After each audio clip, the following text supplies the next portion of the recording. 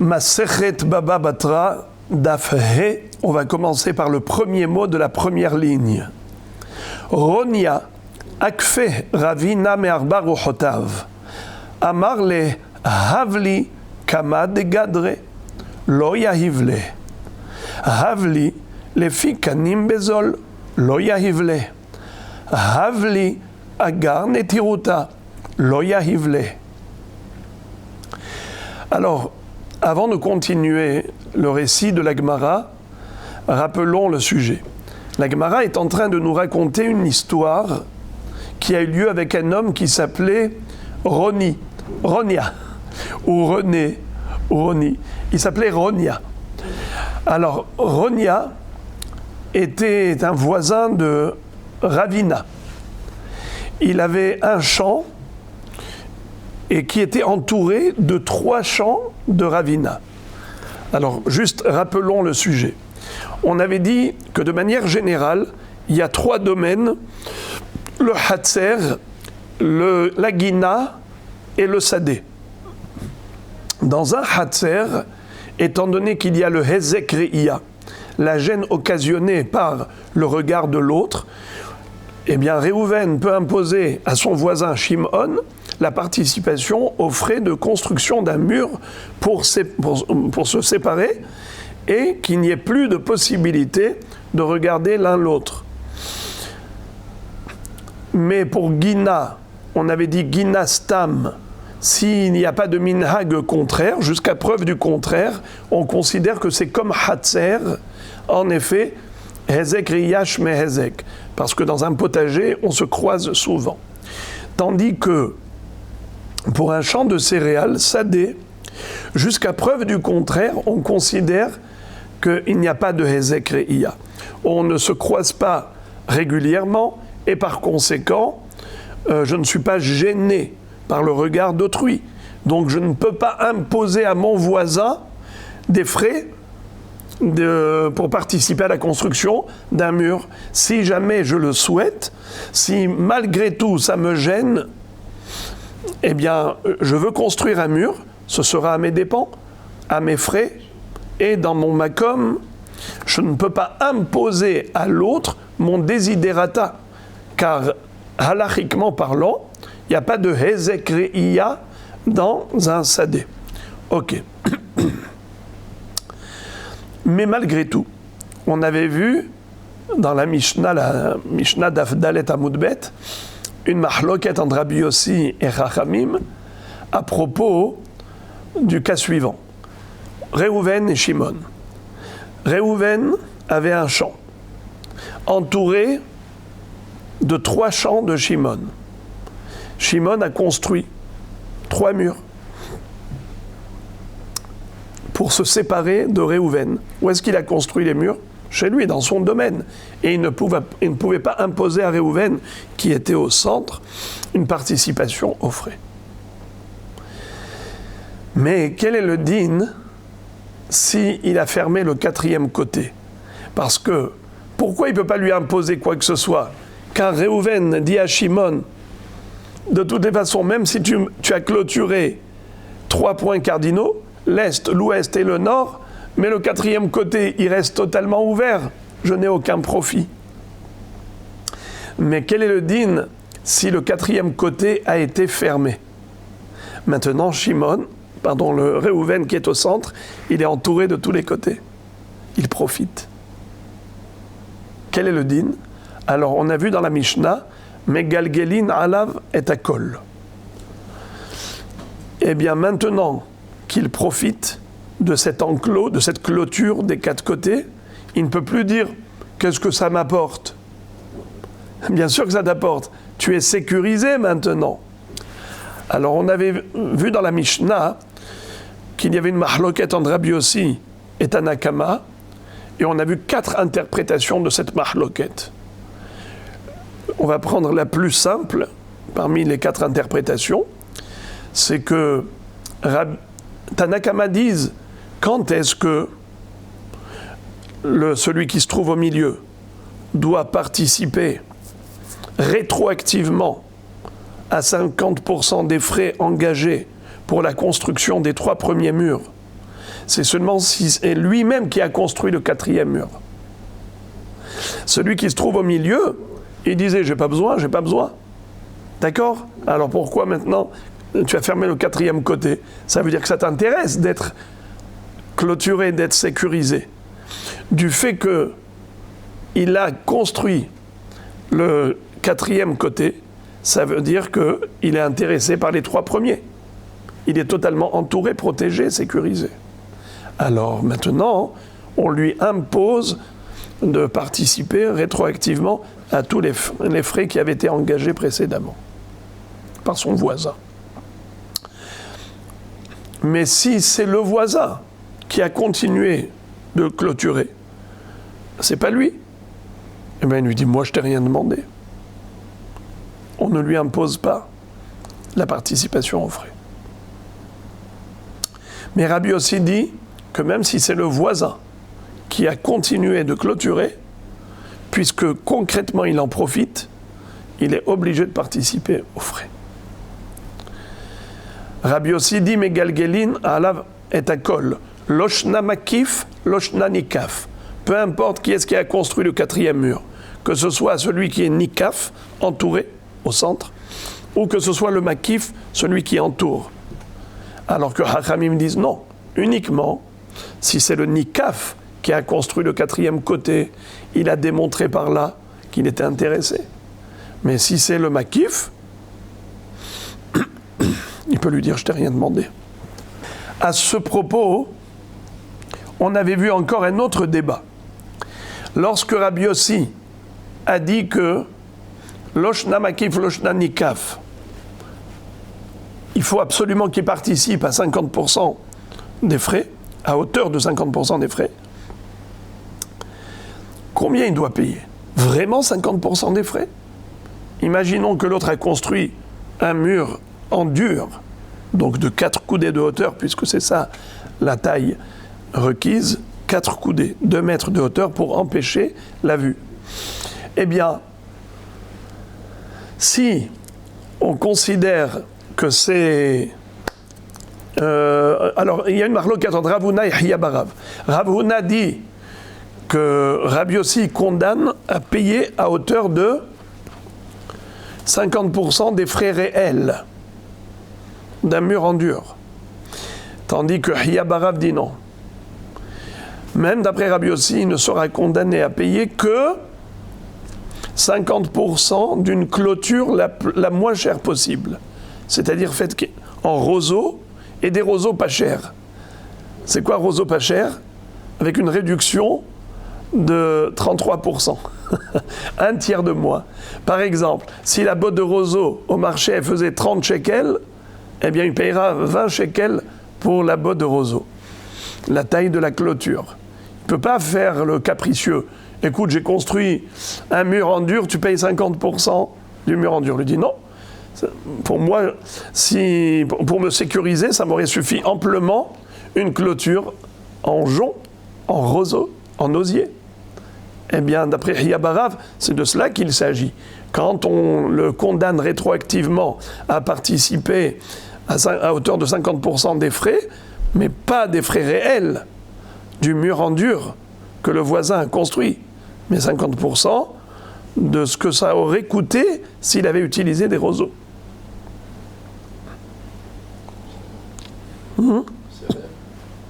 Ça dépend de la taille. Si c'est un grand sadé, ça peut être pas mal. Bon, c'est sûr que c'est beaucoup moins cher. 33%, comme c'est 50%. Déjà, c'est que 50% par rapport au... Parce qu'il y a Réhouven et Shimon.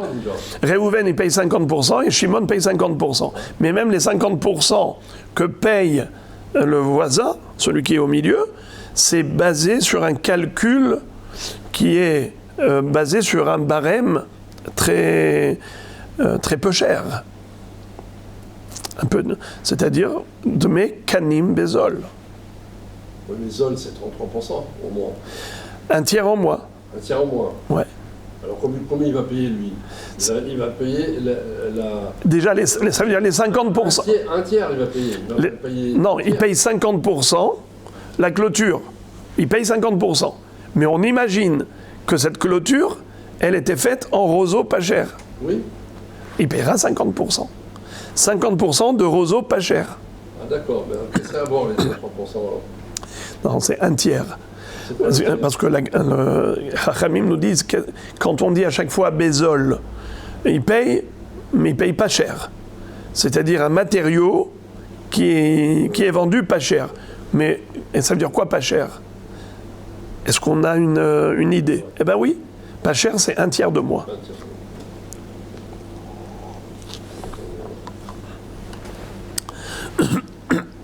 Mais on avait vu également, dans l'une des interprétations de la mahloket entre Chachamim et Rabbi Yossi, c'est que Chachamim condamnait à payer non pas 50% de la clôture, mais 50% du prix d'un gardien.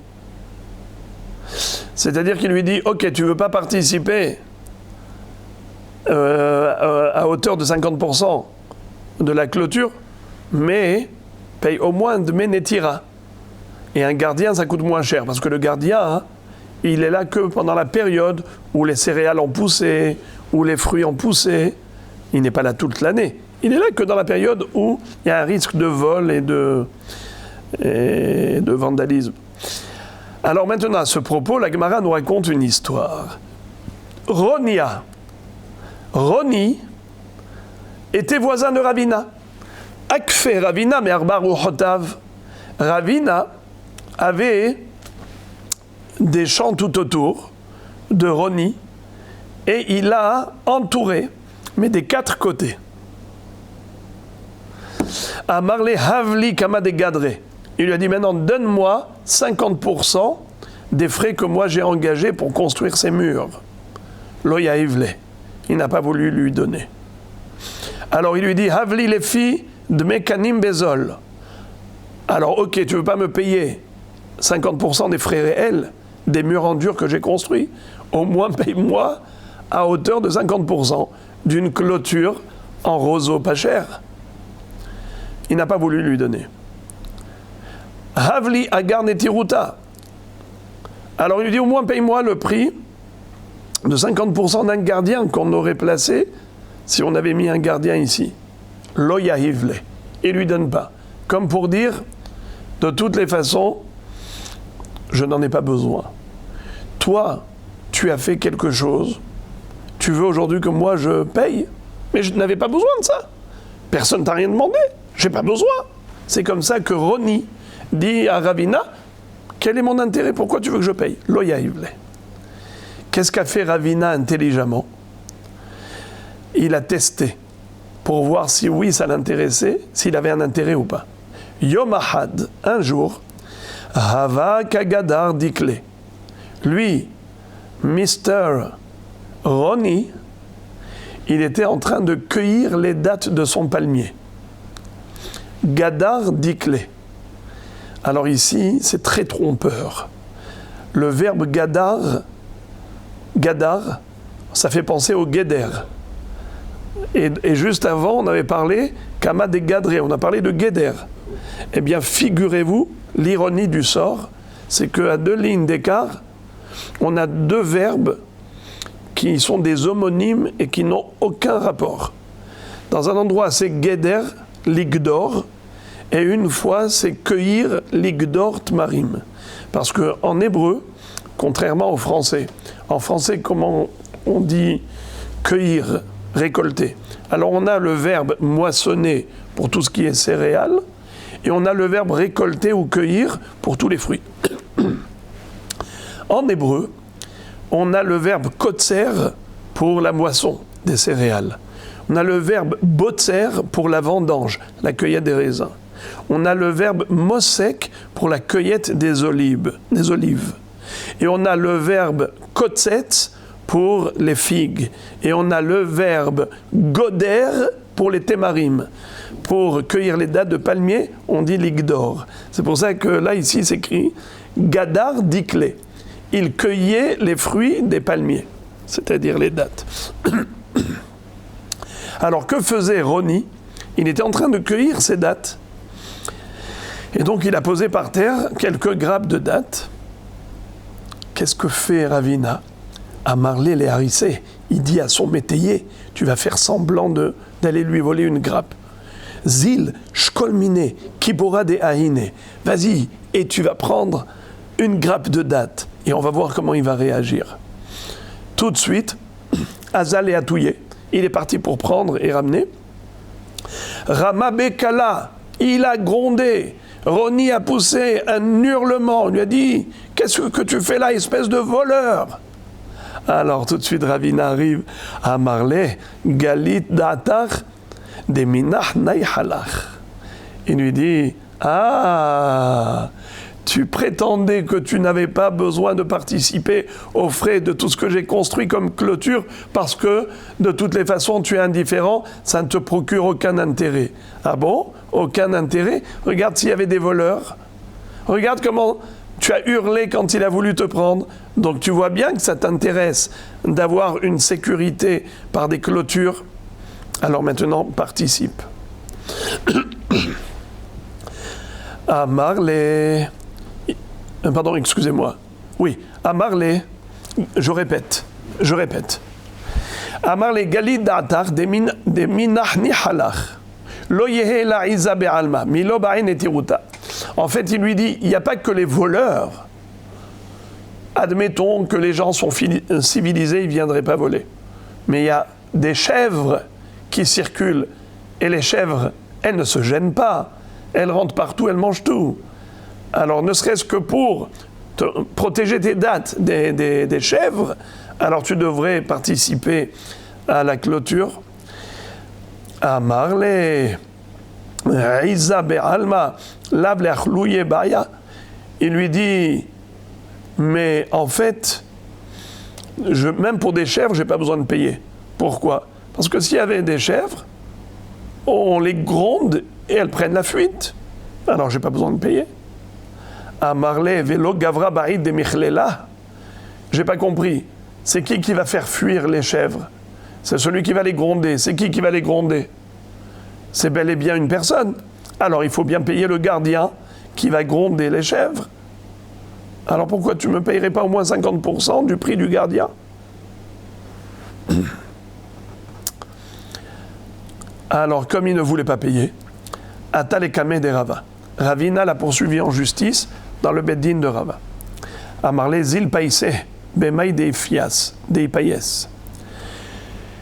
Rava dit à Roni, tu vas donner à Ravina ce qu'il te demande, ce qu'il est d'accord dans sa gentillesse. Avec sa gentillesse, il est d'accord d'accepter une somme modique, une participation, j'allais dire symbolique. Tu lui donnes. Si tu lui donnes même pas ça, eh bien sache que si toi tu ne donnes pas le minimum, moi je te condamnerai à payer le maximum. C'est-à-dire, ve'ilo, et sinon, dain alach, dina, keravhuna, aliba de Rabbi Yossi. Je vais te condamner selon l'interprétation de Ravuna, telle qu'il a interprété Rabbi Yossi. Qu'est-ce qu'avait dit Rabbi Yossi? Megalgelin alavet akol. Quand il a construit le 4e mur, l'oshna makif, l'oshna nikaf, eh bien il doit payer 50%, la moitié. Et ça veut dire quoi la moitié? La moitié du mur en dur, des frais réels, ou la moitié d'une clôture en roseau? Eh bien c'était la marloquette. Selon Hiyar Barav, c'était juste une clôture de roseau. Mais selon Ravuna, c'est des frais réels, du mur en dur. Alors il lui dit, si tu n'acceptes pas de lui donner au moins ce minimum qui te réclame, je te condamnerai au maximum. Premièrement, on a dit Alacha et Rabbi Yossi, et je vais te condamner à payer, selon, comme a dit Ravuna, les Kama des Gadar, les frais réels, des murs en dur.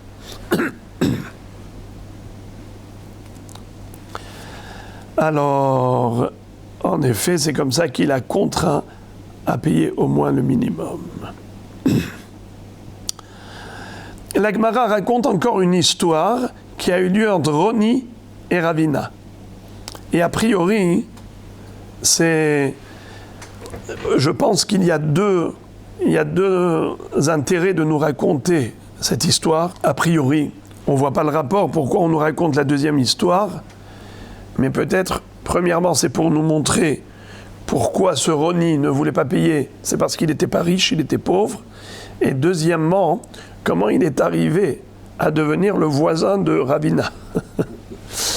La Gemara raconte comme ça. Roni, Zavan, Ara, Amitzra de Ravina. Il a acheté un champ qui était frontalier, limitrophe des champs de Ravina. Sava Ravina les Salouké, Mishum Dina de Bar Mitzra. Ravina, au début, il pensait le virer sur la base du droit de préemption. C'est-à-dire, le vendeur, le propriétaire de ce champ, qui était le vendeur, il avait maintenant la possibilité de vendre à Ravina et de vendre à Roni. Roni, c'était le premier à avoir vu le panneau à vendre. Alors c'est lui qui a été voir le vendeur. Mais Ravina est venu voir le vendeur et lui dit « Sache que moi je suis intéressé par l'acquisition de ce champ et j'ai un droit de préemption. » Ça s'appelle Dina de Bar Mitzra, la loi du frontalier. Le voisin, étant donné qu'il a déjà ici un bien immobilier, il a déjà un champ, alors c'est plus facile pour lui de labourer d'un trait le champ, donc puisqu'il est déjà là, bien que l'autre, Roni, c'était le premier à avoir vu le vendeur, mais Ravina pouvait imposer au vendeur de lui vendre à lui, comme il lui a proposé. Alors maintenant, qu'est-ce qui s'est passé? Roni et Ravina se trouvent au Beddin. Les deux, ils veulent acheter ce terrain. Et le vendeur, il est entre les deux. Qui était le Dayan? Rav Safra, Béré de Ravieva. Amar les Rav Safra, Béré de Ravieva, les Ravina. Amre inche Arba'a, les Tzala, Arba'a, les Tzalela. Alors, je vais choisir des différentes interprétations des Rishonim ici. Je vais prendre le pirouche le plus simple, l'un des pirouchim de Rashi. Roni était un homme aux moyens modestes, un homme qui n'était pas aisé. Son métier, c'était cordonnier. Et il achetait des peaux, il les amenait chez le tanneur, et ensuite, donc, il payait le tanneur aussi pour son travail. Une fois qu'il avait du cuir prêt à être travaillé, il allait fabriquer des chaussures. Mais sa marge de bénéfice était en fait minime par rapport à tout ce qu'il avait investi comme argent et tout ce qu'il avait investi comme travail. Donc ce n'était pas quelqu'un de riche, plutôt pauvre. Alors maintenant, Rav Safra a dit à Ravina, tu vois que ce monsieur, il a trouvé un terrain pas cher, et en plus, il veut en faire source de parnassa pour sa famille. Laisse-le. Cède-lui cette acquisition. Pourquoi? Sur quoi tu t'appuies pour prétendre que c'est toi qui as le droit d'acheter ce champ et pas lui? C'est parce que tu as un droit de préemption lié au voisinage. Mais quelle est la base de cette halakha? Dina de Bar Mitzra. La priorité, le droit de préemption qu'a le voisin. C'est basé sur quoi? Sur un pasouk. Ve'asita hayashar ve'atov. Tu feras ce qui est droit aux yeux d'Hachem. Ve'atov, et tu feras même l'ifni mishurat hadin. Ne sois pas rigoureux. Va au-delà de la stricte justice. Même si tu es dans tes droits, mais laisse tomber. Sois conciliant et concède à l'autre. Sois capable de concession. Et c'est comme ça que l'acheteur, en général, pourquoi, même s'il était le premier à avoir vu le panneau à vendre et qu'il avait vu le vendeur, il doit concéder au voisin de ce terrain et lui accorder le droit de préemption parce que la Torah nous dit d'être non seulement juste, mais d'être bienveillant. Ve'asita hayashar ve'hatov. Sois bienveillant à l'égard de ce monsieur qui a déjà un champ à côté, un bien immobilier voisin, mitoyen. Laisse-le prendre. Alors, Rav Safra le Dayan dit à Ravina, mais pour cette même raison que lui, doit te concéder le champ parce que Ve'asita hayashar ve'atov, mais toi également, tu te dois de lui céder ce même champ parce que Ve'asita hayashar ve'atov, parce que c'est un homme pauvre. Il est cordonnier. Et combien il a payé? C'est un proverbe. Arba'a letzala, arba'a letzalela. Tzala, c'est la peau de bête. Tzalela, c'est le tanneur qui va travailler cette peau de bête pour faire du cuir. Donc il a déjà payé 4 zouz pour acheter le tzala, la peau de bête. Il a déjà payé 4 zouz au tanneur pour travailler cette peau. Après, qu'est-ce qui lui reste, le pauvre cordonnier? Donc il est pauvre. Allez. Ve'asita hayashar ve'atov. C'est pour la même raison que tu prétends que tu as un droit de préemption qui est Ve'asita hayashar ve'atov, eh bien pour cette même raison tu vas lui céder parce que Ve'asita hayashar ve'atov. Nouvelle Mishnah. Kotel hatzer shenafal mechayvin oto livnoto ad arba amot. On a déjà dit dans la première Mishnah de Baba Batra, Ashutafim sheratzu la'asot mechitza behatzer, bonim et akotel ba'emtza. C'est-à-dire qu'au niveau du hatzer, il y a une notion de hezek re'iya, hezek re'iya shme hezek. Donc, s'ils ont partagé le hatzer en deux, qu'ils ont construit un mur, imaginons par exemple que le mur qu'ils avaient construit, c'était un mur, pas de 4 coudées, qui est le minimum, qui est la halakha, parce qu'on n'a pas besoin de construire au-delà de 4 coudées de hauteur, puisque ça cache déjà la visibilité. Mais imaginons qu'à l'époque, ils avaient construit non pas un mur de 4 coudées, mais un mur de 10 coudées, par exemple.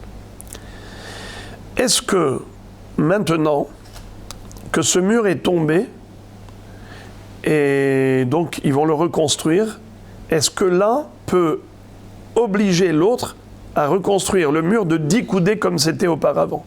Réponse non. Si l'autre n'a pas envie maintenant d'investir, il lui dit non, moi je construis que ce que la halakha m'impose, eh bien en effet, ils construiront juste un mur de 4 coudées. Kotel hatzer shenafal, je relis la Mishnah, le mur qui séparait le hatzer est tombé, mais hayvim oto livnoto, on lui impose la reconstruction à ad arba amot, jusqu'à 4 coudées. Imaginons Réhouven et Shimon.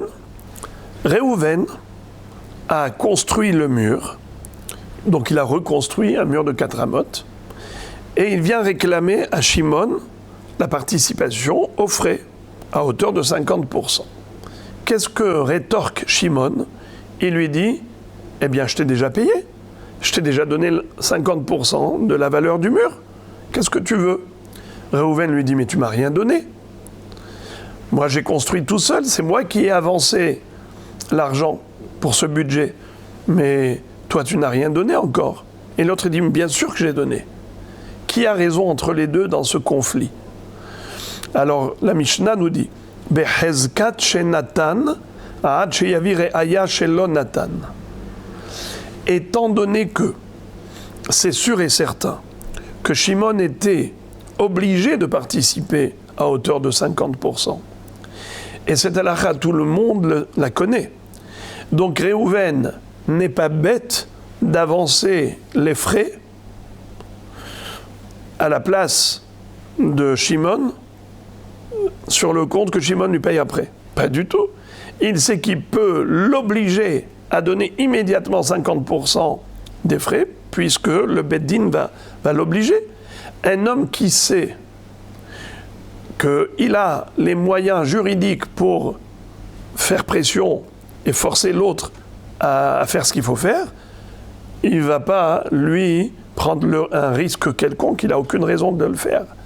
Donc on présume que Shimon a raison, qu'il a déjà payé. Behezkat shenatan. Hazaka, on présume, présomption, qu'il a déjà payé ce qu'il fallait. Si Réhouven tient tête et il prétend que non, à lui d'amener des édim. S'il a des édim comme quoi, non, l'autre n'a rien payé, qu'il n'a pas du tout Et que, comme quoi l'autre, par exemple, a avoué qu'il n'a pas donné, et ainsi de suite. Tant qu'il n'a pas de haïdim, tant qu'il n'a pas de preuve du contraire, on estime que Shimon a assumé comme il le prétend. Maintenant, Me'arba Amot ou le Ma'lan, En Mehayvim Oto. Par contre, Me'arba Amot ou le Ma'la, En Mehayvim Oto. La Mishnah nous dit ce que nous avions déjà dit en préambule, qu'étant donné que le Hezek Re'iyah se limite à 4 coudées, donc il peut l'obliger à participer à la construction d'un mur de 4 coudées de hauteur, mais Me'arba Amot ou le Ma'ala, En Mehayvim Oto. Il ne peut pas lui imposer une participation aux frais au-delà de 4 coudées de hauteur. Donc je répète, Me'arba Amot ou le Ma'alan, En Mehayvim Oto. Très bien. Maintenant, la Mishnah nous décrit un scénario curieux. Samachlo kotel aher. Afalpi shelo natan alav et atikra, megalgelin alav et akol. Imaginons maintenant, après que Réhouven ait pris à sa charge, à ses frais, le supplément. C'est-à-dire qu'ils étaient associés au niveau de la construction du mur jusqu'à 4 coudées, mais de 4 coudées à 10 coudées, eh bien lui, Réhouven, a construit tout seul. Il ne peut pas imposer à l'autre une participation. Mais maintenant, qu'est-ce qu'il a fait l'autre, Shimon? Il a construit dans son Hatzer un mur parallèle pour faire un espace, pour faire une chambre au fond du Hatzer. Il a envie de faire une pièce de jeu, une salle de jeu pour les petits-enfants quand ils viennent jouer. Il leur met un ping-pong là-bas, au fond du Hatzer. Mais maintenant, comment il a pu construire cet espace nouveau? Il a juste construit un mur parallèle au premier mur. Avec un très haut plafond, il a mis un beau plafond, il met des poutres et dessus il met du ciment. Quelle est la halakha? Eh bien, c'est comme on avait vu que quand le nikaf, quelqu'un par exemple qui avait un champ au milieu de 3 champs, celui qui était à l'extérieur a clôturé le champ de l'intérieur. Nahon, qu'est-ce qu'il lui dit? Je ne suis pas obligé. Mais si lui-même ensuite il a construit une 4e clôture, donc maintenant il est entouré des 4 côtés, il a démontré que ça l'intéressait de jouir des 3, donc il jouit des 3 premiers murs. Alors il doit maintenant rétroactivement payer tous les frais à hauteur de 50% des 3 premiers murs. Ouais, Eh bien la même chose ici. Jusqu'à présent il disait au-delà de 4 coudées j'ai aucun intérêt. C'est vrai. Mais maintenant que tu as construit un mur parallèle de la même hauteur et tu mets dessus le plafond et que tu as maintenant une très belle salle aérée, spacieuse, c'est grâce à qui? C'est grâce au supplément jusqu'à 10 coudées qu'a fait le premier. Tu ne peux pas dire que tu n'en jouis pas et que tu es indifférent. Tu as démontré que tu étais intéressé. Alors maintenant, Megalgelin alav et akol, il doit participer à hauteur de 50% du supplément. Rien qu'à peine il a mis la tikra, il a mis les poutres, même s'il n'a pas encore mis le ciment, déjà Megalgelin alav et akol. Maintenant, quel est le din s'il commence à discuter? Regardez ce qu'il dit, Réhouven et Shimon. Réhouven, c'était lui qui avait construit le premier mur. Shimon a construit un mur parallèle et il a mis un plafond. Donc maintenant, qu'est-ce que fait Réhouven? Il lui dit, monsieur, maintenant tu me payes rétroactivement. Et l'autre, qu'est-ce qu'il répond? Eh bien, je t'ai payé. Qui a raison? Réhouven ou Shimon? Réhouven réclame, Shimon prétend qu'il a déjà payé. Eh bien, nous disons que c'est Réhouven qui a raison et pas Shimon. On ne croit pas Shimon qu'il a payé. Pourquoi?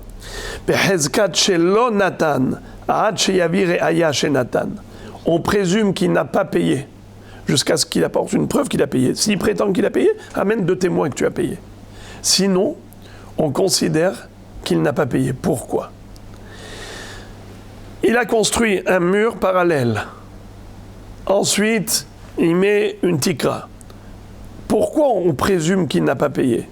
Car cette halakha de Megalgelin alav et Akol, c'est pas une halakha connue de tous. Lui, dans sa tête, ce monsieur se dit, ce Shimon là, se dit, je vois pas pourquoi je vais lui payer 50% de son mur. Mais c'est lui qui avait construit. Ça y est, c'est fini. Lui, il a construit un mur. Maintenant, moi, je construis un mur parallèle et je profite de ce mur. Pourquoi tu veux que je paye? La halakha de Megalgelin alav et Akol, elle n'est pas une conception évidente dans l'esprit des gens. Donc, on considère que psychologiquement, il ne se sentait pas redevable. Un homme ne paye pas quand il ne se sent pas redevable. Alors, on présume qu'il n'a pas payé. Entre les deux, on dit c'est plus logique de dire que c'est Réhouven qui a raison, que Shimon n'a pas payé. Et quand Réhouven lui réclame et que Shimon dit « mais j'ai payé », on ne le croit pas. Sauf s'il a une preuve. Chez Nathan. Fin de la Mishnah.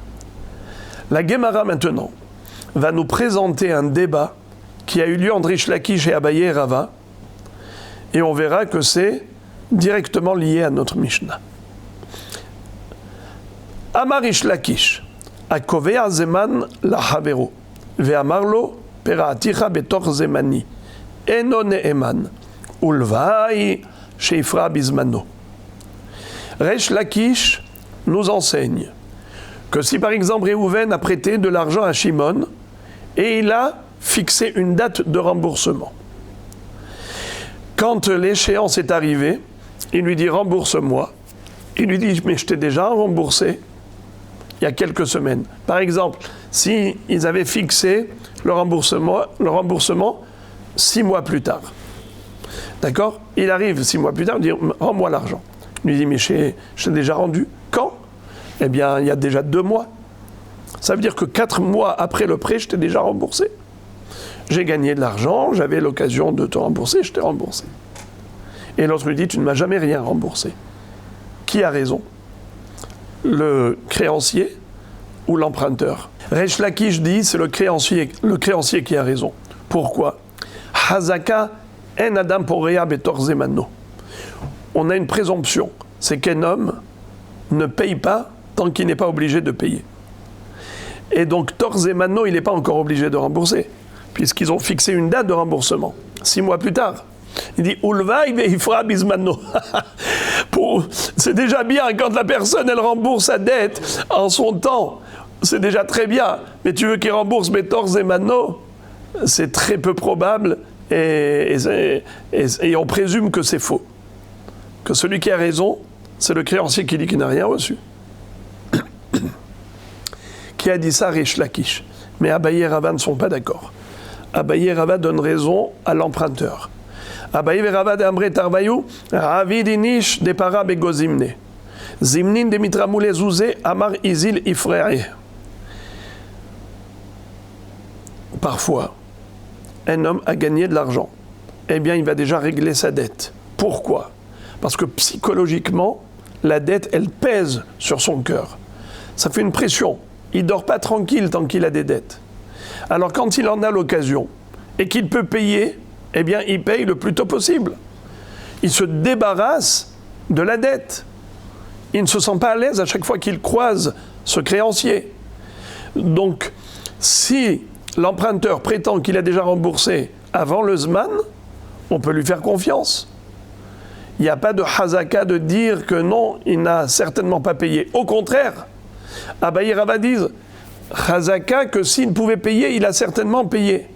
Car quand un homme il a la possibilité, il a l'opportunité de rembourser, il en profite parce que ça lui pèse sur le cœur. Alors Rish Lakish donne raison au créancier et Abaye et Rava donne raison à l'emprunteur. Rish Lakish condamne l'emprunteur à payer quand il prétend qu'il a déjà remboursé Betor Zemano. Et Abaye et Rava disent non, s'il prétend qu'il a déjà remboursé Betor Zemano, il est tout à fait crédible. Maintenant, la Gemara va reprendre notre Mishnah et elle va comparer la Mishnah au débat de Rish Lakish et Abaye Rava. Alors au début, elle va poser la question à l'un, il va répondre, et après elle va poser la question à l'autre, il va répondre, et ce sera à la fin du sujet. D'ailleurs, j'ai pas tourné la page. Amar Izi les frères qui écrit de l'olitredan. Je reprends en arrière, parce que Abaye et Rava expliquaient la psychologie humaine en disant un homme qui n'aime pas être endetté, quand il a la possibilité de rembourser même plus tôt, il rembourse, qui est ridelo litredan, pour pas qu'il m'embête davantage ce bonhomme. La Gemara maintenant, on va analyser notre Mishnah et déduire de là une kushia. Tnan behezkat shenatan ad sheyavi reaya shelo natan. Qu'est-ce qu'on a dit au début de la Mishnah? Si Réhouven et Shimon avaient un mur qui est tombé, ou bien même un mur pour la première fois, mais qui devait construire au milieu, il lui dit, Réhouven à Shimon, paye-moi, voilà, moi j'ai avancé les frais, c'est moi qui ai construit le mur, donne-moi 50% des frais. Shimon répond, mais je t'ai déjà donné. Qui est crédible dans l'histoire? Shimon. Pourquoi? Étant donné que Shimon est chayav de participer à hauteur de 50%, Réhouven n'est pas fou d'engager lui des frais. Pourquoi il va courir ce risque? Il sait qu'il a un pouvoir juridique de forcer Shimon à payer, il ne va pas construire tant qu'il n'a pas reçu de l'argent. On considère que Shimon a déjà réglé les 50% qu'il devait. C'est ce qu'on a dit dans la Mishnah. La Gemara fait une analyse. La Gemara fait l'analyse suivante. Echidami, de quoi on parle? Elima de amarle perati rabizmani pshita behezkat shenatan. De quoi parle la Mishnah quand elle dit que Shimon est crédible lorsqu'il prétend qu'il a déjà participé aux frais de la construction du mur? Il y a deux possibilités. Soit il prétend qu'il a payé à la fin de la construction, soit il prétend qu'il a payé avant la fin de la construction. À la fin de la construction, ça s'appelle bismano. Avant la fin, ça s'appelle betor zemano. C'est comme ça que la Gemara qualifie. Alors elle dit, la Mishnah, qu'est-ce qu'elle nous a dit? Que s'il prétend qu'il a payé, il est crédible. À quel moment il a prétendu qu'il a payé? Après la construction, à la fin de la construction du mur? Il dit, j'ai payé? On a besoin que la Mishnah dise qu'il est crédible et qu'il n'est pas tour, mais c'est évident. C'est comme si on disait à quelqu'un, Réhouven dit à Shimon, je t'ai prêté 10 000 shekels. Shimon lui dit, je te connais ni d'Adam ni d'Ève. Tu m'as rien prêté. Qui a raison? Évidemment, Shimon. Il est Kofer Bakol. Là aussi, il lui dit, j'ai construit un mur, donne-moi. L'autre lui dit, mais je t'ai payé. Eh bien, il n'y a aucun problème. Alors, le chidouche de la Mishnah, il n'est pas dans ce cas. Il est dans quel cas? Forcément, au cas où il lui dit, j'ai payé avant la fin de la construction. J'ai payé avant. Peratira betor zemani kodem shishlamta l'erba amot. Là, il y a déjà du chidouche. Pourquoi c'est du chidouche? Pourquoi? Parce que, en effet, là, on peut dire, est-ce qu'un homme paye avant d'être obligé? Peut-être oui, peut-être non. Et la Mishnah nous dit qu'il est crédible malgré tout. Ça veut dire que même quand il dit Peratira betor zemani, je t'ai payé avant le Zman, il est crédible. Donc c'est une preuve pour Abaye et Rava. Donc c'est une kushia contre Rish Lakish. Rish Lakish va répondre Sha'ane hacha. Dechol shafa ve shafa zimnehu. Rish Lakish va dire, en fait, c'est faux de considérer que le Zman, c'est à la fin de la construction du mur. Tu as comparé la fin de la construction du mur au Zmano. Et avant la fin, avant de terminer la construction, Ça s'appelle Betor Zemano. C'est faux. Car même au milieu de la construction du mur, ça s'appelle Bismano. Étant donné que le bonhomme est obligé de participer à 50% des frais, pas à la fin, mais tout le long de la construction, pour chaque rangée de pierres. Car c'est quoi son obligation? C'est de construire.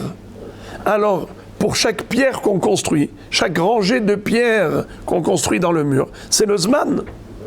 Donc, quand il dit « j'ai payé déjà avant », c'est un ridouche, mais qui n'est pas contraire à ce qu'a dit Rish Lakish. Dans le sens où Rish Lakish dit, quand il s'agit d'un prêt et que l'échéance n'est pas encore arrivée et que le bonhomme prétend qu'il a payé avant l'échéance, on ne le croit pas. Parce qu'un homme n'a pas pour nature de payer tant qu'il n'est pas obligé.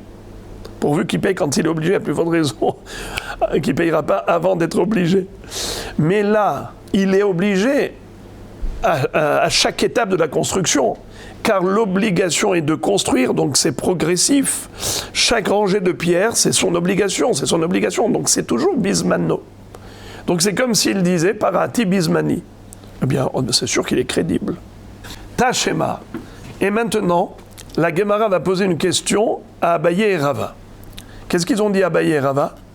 Que lorsqu'une personne prétend qu'elle a remboursé une dette, mais Torzemano, on peut lui accorder crédibilité. Réhouven a prêté 10 000 shekels à Shimon pour 6 mois. Shimon répond à Réhouven qui réclame le jour J. Il lui dit, mais je t'ai déjà remboursé depuis longtemps. D'après Abaye et Rava, on peut le croire. Mais Shakish dit non, il n'est pas crédible. Parce qu'un homme ne paye pas Betor Zemano en général. Mais Abaye et Rava dit pourquoi pas. S'il a eu une opportunité de rembourser, il préfère se décharger. Alors il est tout à fait crédible. Maintenant la Gemara va prouver que c'est Rish Lakish qui a raison à partir de notre Mishnah. Et on va dire à Abaye et Rava comment vous expliquez la Mishnah. Et ils vont répondre. De quelle partie de la Mishnah on va poser la Kushia? La fin de la Mishnah. Rappelez-vous. Behezkat Shelonatan, Ad Sheavir et Aya Shenatan. De quoi il s'agit? De Réhouven et Shimon. Réhouven a construit un supplément. Par exemple, le mur, ils l'ont construit tous les deux jusqu'à Arba Amot, mais de Arba Amot jusqu'à Eser Amot, tout ce supplément, c'est Réhouven qui l'a construit à ses frais. Il ne pouvait pas imposer une participation à Shimon. Mais maintenant, qu'est-ce qu'a fait Shimon? En voyant qu'il y a un mur de 10 coudées, il a construit un mur parallèle dans son hatzer pour ensuite mettre une tikra, un plafond dessus. Là, qu'est-ce qu'on a dit? Mais galgelin alavetakol. On le condamne à payer rétroactivement 50% de tout le mur, le premier mur. Mais qu'est-ce qui s'est passé? Lorsque Réhouven est venu réclamer l'argent à Shimon, Shimon a rétorqué qu'il lui a déjà payé. Il lui dit, mais ça y est, je t'ai déjà payé. C'est vrai, mais galgelin alavetakol, comme je le savais, je t'ai payé. Qu'est-ce qu'a dit la Mishnah? On ne le croit pas. Jusqu'à ce qu'il amène des témoins. S'il a des témoins comme quoi il a payé, très bien. Sinon, on considère qu'il n'a certainement pas payé. La Gemara fait l'analyse de cette halakha et elle dit, mais pourquoi pas? Pourquoi ne pas le croire? Eridami, dans quel cas on ne le croit pas? Elima de amar le pera tira bismani amailo. Si on parle du cas où il lui dit, une fois que j'ai terminé, moi, de construire le deuxième mur, et que je savais exactement à quelle hauteur j'allais jouir de ton mur. Par exemple, toi, tu as construit 10 coudées, moi, j'ai construit aussi 10 coudées, donc je sais qu'il fallait, je savais exactement combien je te devais, 50% de tout ce que tu as rajouté. Pourquoi ne pas le croire? Il prétend, parati bismani, c'est-à-dire, après avoir construit mon mur, et que je savais combien je te devais, je t'ai remboursé. Pourquoi il n'est pas crédible? C'est pas possible de ne pas lui accorder crédibilité dans ce cas. Et la Vadaï, et la Lavde Amarle, Perati Rabetor Zemani, Alma, Loravidin Inish, de Parabe Gozimne. On est donc obligé de dire que la Mishnah, si elle n'accorde pas crédibilité à ce bonhomme, à Shimon qui prétend qu'il a payé, c'est qu'il ne prétend pas Parati Bismani. Il prétend Parati Betor Zemani. Il prétend, je t'ai payé déjà avant que je termine la construction de mon mur. Je savais que j'allais construire 10 coudées, donc je savais, j'ai fait tout le calcul, je t'ai payé déjà avant. Et comme il dit, j'ai payé déjà avant, voilà pourquoi on ne le croit pas. Parce qu'un homme ne paye pas tant qu'il n'est pas encore obligé. Betor Zemani, il ne paye pas. Alors Abaye et Rava, pourquoi ils ont dit qu'un homme est crédible quand il dit « j'ai déjà payé auparavant ». Quand Réhouven dit à Shimon « je t'ai prêté 10 000 shekels pour 6 mois », 6 mois après il vient lui réclame. Shimon répond « mais ça fait déjà 2 mois que je t'ai remboursé ». Qu'est-ce qu'on dit à Abaye et Rava? On le croit, c'est ce qu'on dit à Abaye et Rava. Pourquoi? Parce qu'un homme peut trouver de l'argent et il se débarrasse de la dette. Ça veut dire Parati Betor Zemani, il est crédible. Alors pourquoi tu n'accordes pas crédibilité à celui qui construit un mur? Il te dit, même avant la fin de la construction du mur, j'ai déjà payé. Pourquoi tu ne le crois pas? C'est comme Parati Betor Zemani. Abaye et Rava ne peuvent pas contredire une Mishnah. Réponse. Abaye et Rava, ils vont te dire, tu veux savoir pourquoi la Mishnah elle dit ça? Sha'ane hacha de amar miyemar de mihaivoli rabanan. L'histoire du mur n'est pas comparable à l'histoire du prêt. Car au niveau du prêt, il sait pertinemment qu'il est hayav de rembourser. Donc ça, c'est présent dans son esprit et ça pèse sur son cœur. Et il veut se décharger de la dette. Donc il peut même payer avant la date d'échéance. Mais au niveau du mur, probablement il n'a pas payé encore. Pourquoi? Parce que dans sa tête, il ne se sent pas redevable. Dans son esprit, il se dit, mais pourquoi tu veux que je paye? Lui, il a construit son mur il y a longtemps. Et alors? Pourquoi aujourd'hui tu veux que maintenant que je participe rétroactivement à tout ce qu'il avait construit? Mais quel rapport? Moi, je construis mon mur dans mon hatzer. Qu'est-ce qu'il veut de moi, celui-là? C'est sûr que je lui dois rien.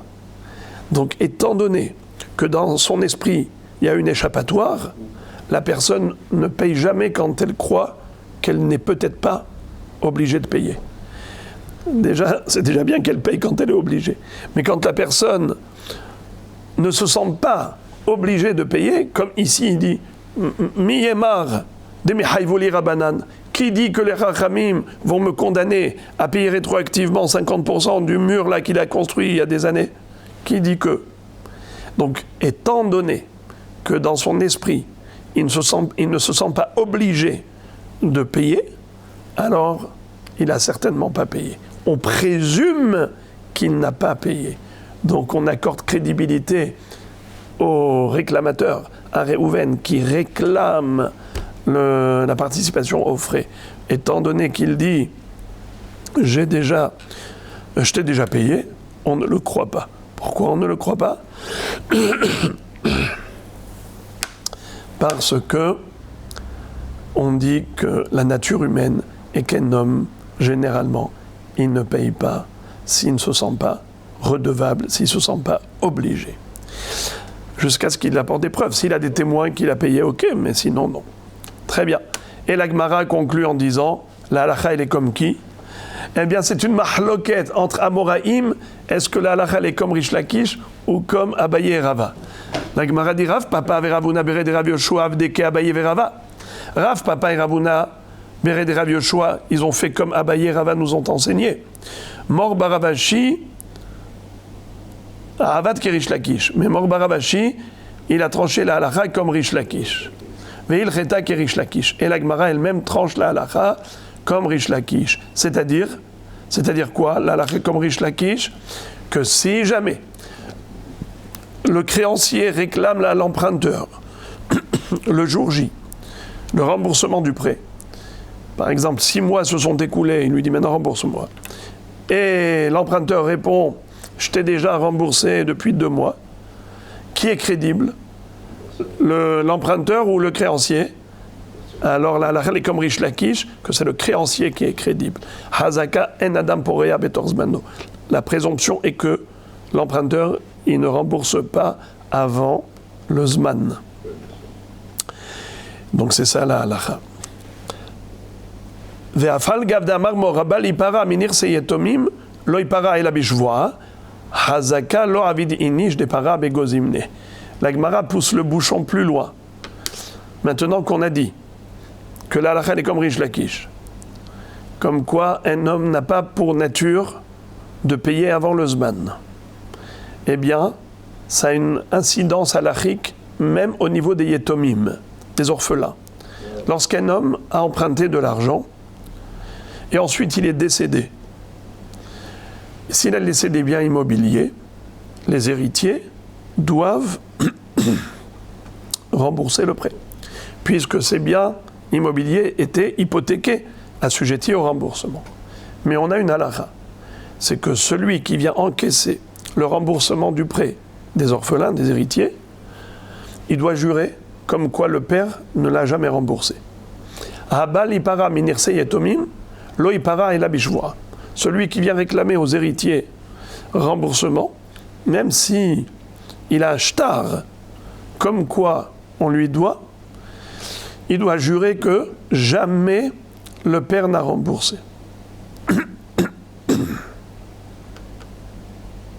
Car peut-être qu'il a remboursé un jour, il a croisé, il lui a donné comme ça dans la rue, peut-être. Jure que tu n'as pas encaissé quoi que ce soit du père. C'est pour sécuriser les orphelins.